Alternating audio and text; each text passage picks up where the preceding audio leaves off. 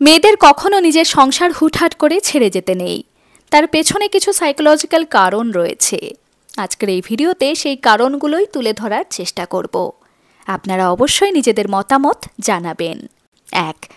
একজন বিবাহিতা মেয়ে যখন তার বাপের বাড়িতে বেড়াতে যায়, তখন যে আদর যত্ন বা সম্মান সে সেখানে পায়, সেটা একজন বিবাহিতা মেয়ে তার স্বামী সংসার ছেড়ে চলে আসার পর ততটা পায় না।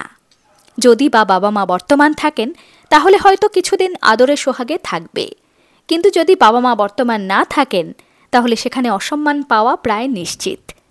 সুতরাং যদি বিয়েটা খুব খারাপ না হয়, স্বামী যদি নিতান্তই আসামি না হয়, তাহলে মেয়েদের হুটহাট করে এভাবে সংসার ছেড়ে চলে আসা উচিত নয় বলেই আমার বিশ্বাস। 2.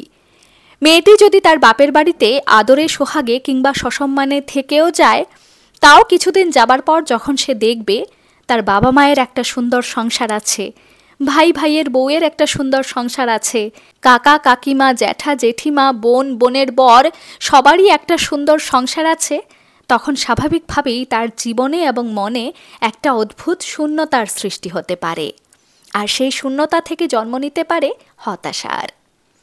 3. একজন ডিভোর্সি বা একজন কম বয়সী বিধবা মেয়েলোকের সামাজিক অবস্থান ঠিক কতটা দুর্বিষহ হয় সেটা আমরা হয়তো অনেকেই জানি। সমাজ সেই মেয়েটিকে সুন্দরভাবে বাঁচতে দেয় না। এর মধ্যে কিছু লোক তাদের বদ উদ্দেশ্য চরিতার্থ করতে মেয়েটির দিকে খারাপ নজর দেয়।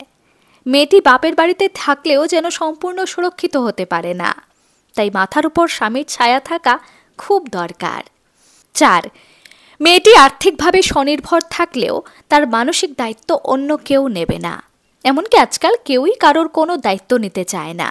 আর যে কোনো মানুষেরই দিন শেষে এমনই একজন মানুষ পাশে চাই যে তার মানসিকভাবে ভালো থাকার সঙ্গী হবে। আর সেটা একজন স্ত্রীর জীবনে তার স্বামী, আর স্বামীর জীবনে তার স্ত্রী ছাড়া আর অন্য কেউ হতে পারে না। এই বিষয়ে আপনাদের কি মতামত অবশ্যই লিখে জানাবেন। ধন্যবাদ।